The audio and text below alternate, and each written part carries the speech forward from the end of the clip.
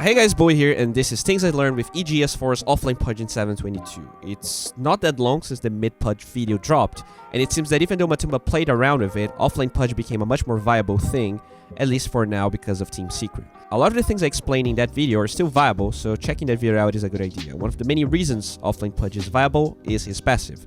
Check how he trades versus an ET plus Lifestealer lane.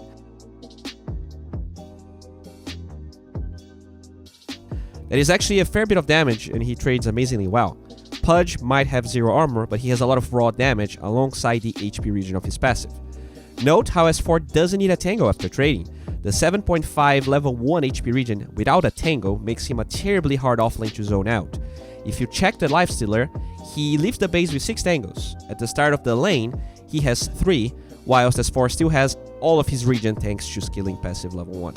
We did talk about the early ring of protection, and that's still something key on playing Offlane Pudge, but since S4 knows he has the upper hand in this lane, he can get away with Quelling Blade first. One thing to get away from this replay as well is the fact that S4 had 9th pick. I don't think you need to pick Pudge that late into the draft to make it viable, but as Offlane Pudge gets more and more popular and people understand it's not a support Pudge, lanes might start to get harder for you.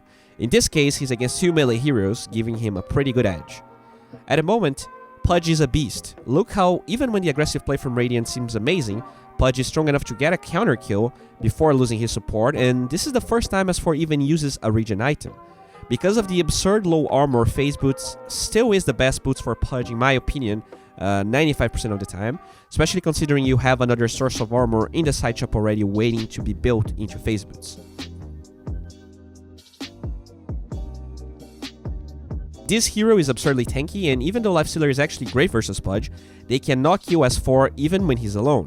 When you pair that with the fact that he has so much sustain, he suddenly becomes a great offlaner since he can sap experience without needing supporting as much. The pressure from Radiant keeps going, and even though there are 2 heroes trying to get denies under tower, S4 can get most of the CS because of the absurd attack damage. I think in a lane, you have a clear advantage. Level 2 Rot might be a good way to get kills or even hook, but the passive helps since he is alone for now and he took a fair bit of damage. Because the Lifestealer is on the other side of the map, S4 actually gets away with tanking the Outer Titan plus the creeps to get better creep equilibrium.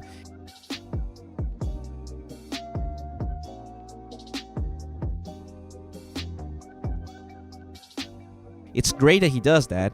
Even though Elder Titan stops him a bit, only 2 creeps push, meaning equilibrium will be on their side. Since Radiant pulled because of that though, the lane pushes back, and watch what happens when the Lifestealer trades with Pudge. That's the right play for the Lifestealer, creeps pushing towards S4, and a bulky hero he can hit, but still the trade is almost even anyways. Note that he still has no points in Hook. Even though Hook deals damage for Rage, it's unlikely that he will kill the Lifestealer, and he can only throw 2 at a time without a mango, which he does not have. On top of that, since he's against 2 melee heroes, Rod is great defensively and aggressively in this lane. He uses a great juke spot here that actually gives him a kill on the Titan later on. Just perfect play. Pudge gets Hook in this lane at level 5. Lanes are messy, and it's unlikely that hooks will be easy to land. Look how the Lifestealer falls to right clicks and rot.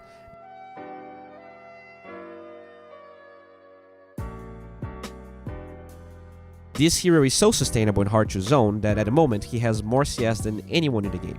Since S4 knows he has the advantage in this lane, he goes for a trade that seems bad at first, since even though he's 1 level ahead, Feast destroys Pudge, or should destroy Pudge.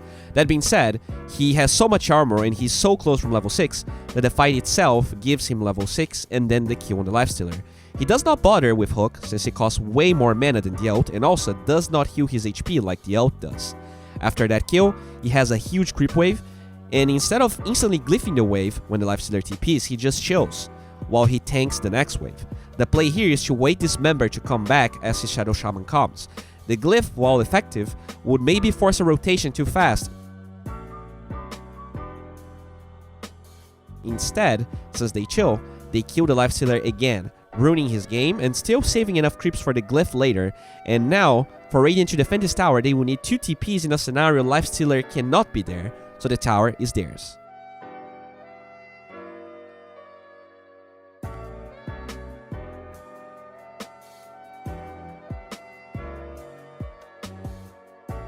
Worth noting that S4 gets the 3rd point of the passive instead of Rot. He does have a streak and he's low HP, so it doesn't make sense to learn Rot. With the tower down and no more glyph, he's ready to start rotating, and it starts great with a TA kill. That's the first time S4 even commits hook, and that's because in lane against 2 melee heroes, very rarely you will be in a situation it gives you a kill. The reason he also rarely throws hooks is that his mana is very limited, and since you have to address armor in the laning stage, you don't really have gold for any mana items like Soul Ring or Arcane Boots. Since he always saves mana, he actually gets the chance to kill the other Titan here. He even waits for the cast point of the Stomp, just to make sure that if they cancel Dismember, there's not going to be any kill potential on him. As you can see, even with level 2 Rot, he can run that hero down because of phase boots, something that many of the other boots options wouldn't give him. His insane HP regen at this stage makes sure that the lifestealer cannot lane versus him, and while he doesn't get a kill, he just forces him to jungle instead of benefiting from the lane, which is huge. The greatest reason Pudge is amazing at the moment is his sustain. It's similar to Bloodseeker and Necrophos, but more powerful with constant kill potential because of his low cooldowns, unlike those two.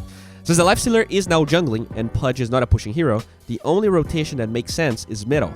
He realizes that the TA is going to jungle, waits it out, so the Jakiro can follow up, and that's an Urn charge. Urn is great on Pudge since he participates in fights very often, and it's an early game counter to TA. Another thing to mention is the armor and mana regen it gives you. Urn is the lowest cost item to give 1.5 mana regen, whilst increasing your kill potential. Soul Ring is dope, but Urn is probably better when your support 4 can't or won't get it, like the case of Shadow Shaman. He's just a hero that will not buy Urn. S4 is his lifestealer in the lane, and the best thing he can do at the moment is zone him out. Note though, that TA is still dead, and he has vision of 2 heroes top, meaning that the only hero that could stop this is Elder Titan. As he lands the hook on lifestealer, he never earns or dismembers, because it's all magic damage, and Urn would be dispelled. Since he has a ton of armor and insane HP regen, he actually right-clicks through open wounds, and once the rage is over, he can just get a kill and a tilt out of the lifestealer whilst knowing everyone was fighting top. We do talk about this a lot in this channel, but any hero that never has to go back to base whilst creating pressure will be inherently strong, and while Pudge has mana problems, S4 itemized that way, and he's just this unkillable beast that is always chasing you down and pushing you away from the lane. He rotates mid again, and Sand King decides to TP middle. Note how S4 positions himself in this fight. As the TP is coming, he pretends to align himself with the Shadow Shaman, and by forcing the stun that early into the fight and seeing the Echo Storm being used, he knows he can dismember anyone. Sand King is the closest one, and as he gets this kill, he disengages lightly since all his good cooldowns are down. The fight is clearly won though, and he gets back with more Rot, and they crush Radiant. One thing that a lot of support Pudges do though is using Dismember on creeps to regen, and while that's completely okay since as a support you have less levels, note that by maxing the passive and only picking 1 point of hook, S4 never has to use Dismember for HP regen purposes, meaning he can play more active since he is always full mana and has the cooldown to fight. I do think this game quickly snowballs against Radiant, and it's sometimes counterproductive to talk about a game that is won anyways. That being said, I do think Offlane Pudge is amazing, and until it gets more popular, I don't think you have to knife pick it in pubs to make it work. In high MMR games though, since everyone knows who plays what, I can see why S4 decided to pick it a little later. Guys, thank you very much for liking, commenting, and subscribing. It really helps a lot. If you enjoyed this channel and you want to make it sustainable, make sure to check my Patreon as well. I know I've been out from YouTube a little bit, but we are back, and actually, we will cast a couple of games from ESL Birmingham tomorrow. So if you like my casts, or if you dislike ESL's casts, make sure to drop by on the Twitch stream. And that's it, guys. Thank you a lot, and bye.